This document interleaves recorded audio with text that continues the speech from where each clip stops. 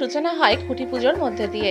সামনেই শারদ উৎসব, সেই উপলক্ষে জাঁকজমকভাবে খুঁটি পুজো হয়ে গেল সল্টলেকের বিকে ব্লক পুজো কমিটির। আজ পবিত্র রথযাত্রার পূর্ণদিনে আকাশ বাতাস মুখরিত হলো পুজোর গন্ধে। রবিবাসরীয় সকালে বিধাননগরের মেয়র কৃষ্ণা চক্রবর্তীর হাত ধরে শুভ সূচনা হলো শারদ উৎসবের। 12 ইয়ারির গল্পের ইতিকথা নিয়ে এবারের ভাবনা মাতৃ আরাধনায় সল্টলেকের বিকে ব্লক পূজা কমিটি। 38তম বর্ষে এই পুজোর উদ্যোক্তারা খুঁটি পুজোর পাশাপাশি বৃক্ষরোপণ কর্মসূচি গ্রহণ করে। এই দিনের খুঁটি পুজো উপলক্ষে মেয়র কৃষ্ণা চক্রবর্তী ছাড়াও উপস্থিত ছিলেন পুজোর সম্পাদক সরল দাস, সভাপতি অশেষ মুখার্জি, চন্দ্রশেখর বাগ সহ অন্যান্যরা। সমগ্র মণ্ডপ সৃজনে প্রবীর, প্রতিমা রূপায়ণে রয়েছে প্রবীর ও স্বপন সূত্রধর। প্রতি বছরই বিকে ব্লক খুব সুন্দর করে পুজো করে। এলাকার, আমার গলার অবস্থা খুব খারাপ, এলাকার মানুষদের সঙ্গে নিয়ে করে পুজোটা করি আমরা শক্তি অর্জন করার জন্য। সাথে সাথে মানুষেরও পুজো করি। মানুষ আসে, ঠাকুর দেখে, একসঙ্গে কটা দিন ভোগ খায় এবং এই যে গাছ লাগাবে এবং সামাজিক প্রচুর কাজ এরা করে।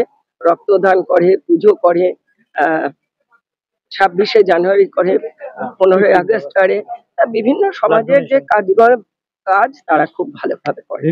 চাই যে কাজটার দায়িত্ব আমি পেয়েছি সেটা যাতে ভালোভাবে করতে পারি এবং সে কাজটা যাতে মানুষের কাজে লাগে, এটাই হচ্ছে মূল কথা।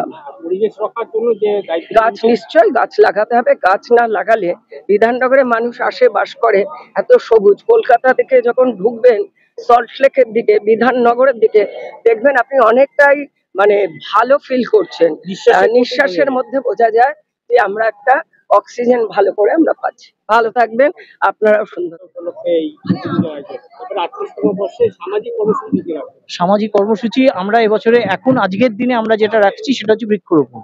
আমরা এখানে অন্তত 30টা গাছ আমরা লাগাবো সমস্ত পার্কে, এবং তার সঙ্গে সঙ্গে আমরা সারা বছর যে সামাজিক অনুষ্ঠান যেগুলো করে থাকি সেগুলো হচ্ছে ব্লাড ডোনেশন বলুন, health check up, eye check up এবং বস্ত্রদান, এই অনুগুলো আমরা করে থাকি। সুতরাং সেইগুলো আমরা করব এবং এরপরে আরো কি কি আমরা অনুষ্ঠান করব সেগুলো আমরা একটু বসে আলোচনা করে, আজকে আমাদের মেন যেটা সেটা হচ্ছে খুঁটি পুজো এবং তার সঙ্গে সঙ্গে বৃক্ষরোপণের মধ্যে দিয়ে আমরা এই অনুষ্ঠান।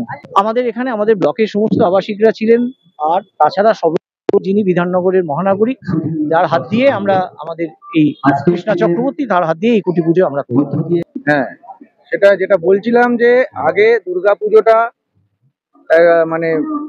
1800 দশকের আগে, 1900 দশকের আগে দুর্গাপুজো মেনলি রাজাদের বাড়িতে পুজো হতো।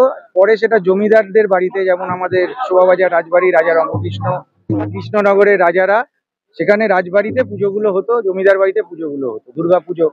সেখান থেকে একবার 12 জন 12 জন বন্ধু মিলে সেই পুজোটাকে রাজবাড়ি থেকে বের করে এনে আলাদা করে পুজোটার প্রস্তুতি করে এবং দুর্গাপুজোকে বারোয়ারি রূপ দেয়। 12 জন চাঁদা তুলে যেই পুজো করা, পাড়ায় পাড়ায় চাঁদা তুলে যে সবার কন্ট্রিবিউশন দিয়ে যে পুজোটা, সেটাই 12 ইয়ার মিলেই শুরু করেছিল 1863 বা 64 সালের পরে, এবং সেটাই আস্তে আস্তে বড় হতে হতে আজকে বৃহৎ আকারে সারা পশ্চিমবঙ্গে তথা ভারতবর্ষে আমাদের দুর্গাপুজোর প্রচলন। বিদেশেও এখন হচ্ছে, প্রবাসী বাঙালিরা, হিন্দুরা করছেন।